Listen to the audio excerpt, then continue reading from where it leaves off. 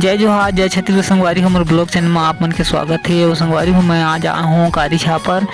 तो संगवारी हो आज मैं आप मन ला कंधरा बिहाव दिखात हूँ। ठीक है, आप वीडियो में बने रहो। संगवारी हो आप मन ला पूरा वीडियो दिखाऊँ।